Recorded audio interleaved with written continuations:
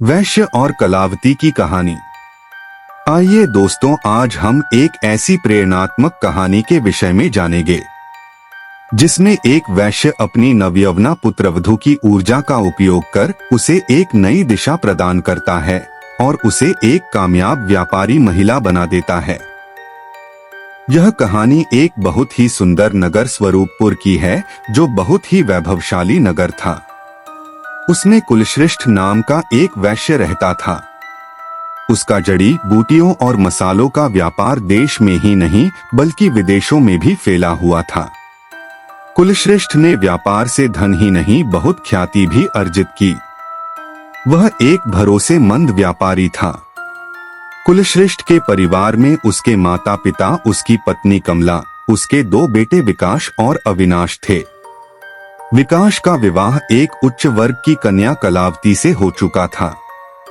कलावती अपने नाम के अनुसार बहुत ही कुशाग्र बुद्धि और 16 कलाओं में पारंगत थी।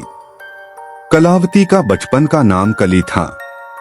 उसके 16 कलाओं में पारंगत होने के बाद उसके गुरु ने उसका नाम कली से कलावती कर दिया था। कलावती और विकास दाम्पत्य जीवन का आनंद ले रहे थे। घर में भरपूर सुख और शांति थी। फिर अचानक से कुलश्रेष्ठ बीमार रहने लगे। वैद्य ने उन्हें पीलिया की बीमारी से ग्रसित बताया और उपचार शुरू कर दिया, जिसके कारण कुलश्रेष्ठ का शरीर सुस्त रहने लगा। वह काम करते पर उनका शरीर साथ नहीं दे रहा था। इस वजह से व्यापार पर भी असर दिखने लगा। अब कुलश्रेष्ठ ने अपने बड़े पुत्र विकास से सब बात बताई और व्यापार संभालने की पेशकश की तो विकास तैयार हो गया। उसने अपने पिता से कहा कि पहले उसे व्यापार की समझ बढ़ानी होगी और वह व्यापार की गहनता से जांच पड़ताल कर सीखने लगा। विकास ने अब व्यापार के विषय में सीखना शुरू कर दिया और जो भी काम उसके पिता करते थे वे सब उसने अपने हाथों में ले लिए। अब विकास व्यापार के मामलों में ज्यादातर घर से बाहर रहने लगा, पर कलावती विकास से बहुत प्रेम करती थी और उसे विकास की बहुत याद सताती, पर वह कुछ न कर पाती। सर्दियों के दिन थे। एक दिन कलावती अपनी सेविका के साथ घर के बगीचे में टहल रही थी। बातों ही बातों में उसने अपनी सेविका गुलाबों से कहा कि मेरे मन में मेरे स्वामी की याद मुझे झकझोरती रहती है। मेरे सपनों का राजकुमार ज्यादातर व्यापार संबंधी कार्य से घर से बाहर रहते हैं और यहाँ मेरा समय काटे नहीं कटता। संयोग से उसी समय कुलश्रेष्ठ वहां से गुजर रहे थे और उन्होंने कलावती की सारी बातें सुन ली। कुलश्रेष्ठ बहुत ही सुलझे हुए और बुद्धिमान इंसान थे। वे जानते थे कि उनकी नवयौवना पुत्रवधू में ऊर्जा का भंडार है और यदि उसे उपयोग में न लाया गया तो या तो वह नष्ट हो जाएगा या फिर उनकी पुत्रवधू को गलत दिशा में ले जा सकता है, जो किसी के लिए भी हितकारी नहीं होगा।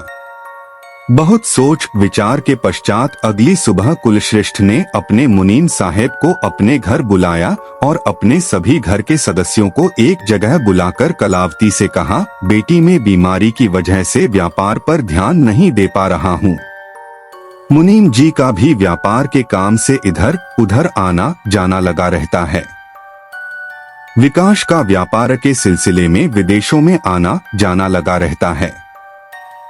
अविनाश की अभी शिक्षा पूरी नहीं हुई है।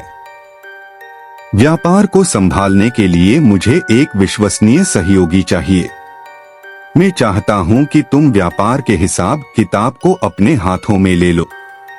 यदि तुम ऐसा करोगी तो मुझे बहुत खुशी होगी। ऐसा सुनकर कलावती हिचकिचाई और बोली, पर पिताजी, मैंने कभी व्यापार से संबंधित कोई कार्य नहीं किया, मैं कैसे कर पाऊंगी। तब कुलश्रेष्ठ ने कहा, विकास ने भी तो नहीं किया था। जब वह सीख गया है तो तुम पर तो मुझे पूरा विश्वास है। तुम कुशाग्र बुद्धि हो, बहुत जल्दी सीख जाओगी। मैं खुद तुम्हें सिखाऊंगा। तुम व्यापार में मेरी पुत्रवधू नहीं, मेरी धर्म की बेटी बनकर रहोगी। अपने पिता से ऐसी बातें सुनकर कलावती ने स्वीकृति दे दी। तब कुलश्रेष्ठ ने कहा, बेटी कलावती, तुम्हें किसी भी प्रकार का संकोच करने की कोई आवश्यकता नहीं है। तुम्हारे मन में जो भी प्रश्न आए निसंकोच पूछ लेना, और व्यापार को बढ़ाने के जो भी नए विचार तुम्हारे मन में आए तो मुझे बताना, ताकि व्यापार में तरक्की हो सके। अब तो कलावती रात दिन व्यापार में इस प्रकार लिप्त हो गई कि कब सुबह होती और कब रात हो जाती उसे पता ही नहीं चलता। उसकी सलाह से व्यापार में काम कर रहे मजदूरों के स्वास्थ्य का ज्यादा ध्यान रखा जाने लगा, जिसके कारण मजदूर उतने ही समय में ज्यादा और जिम्मेदारी से काम करने लगे। कलावती ने जल्द खराब होने वाली और पुरानी जड़ी बूटियों और मसालों का लेखा जोखा तैयार किया और नइयों को सुरक्षित रखने के इंतजाम किए।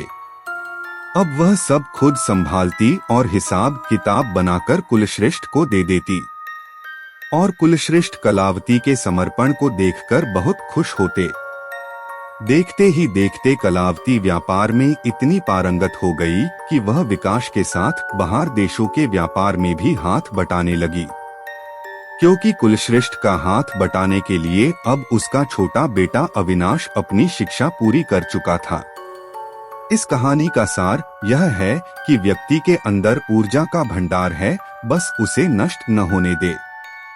अपनी उस ऊर्जा को अपनी और अपनों के शारीरिक, मानसिक, सामाजिक, आध्यात्मिक और भावनात्मक उन्नति के लिए उपयोग करे। धन्यवाद।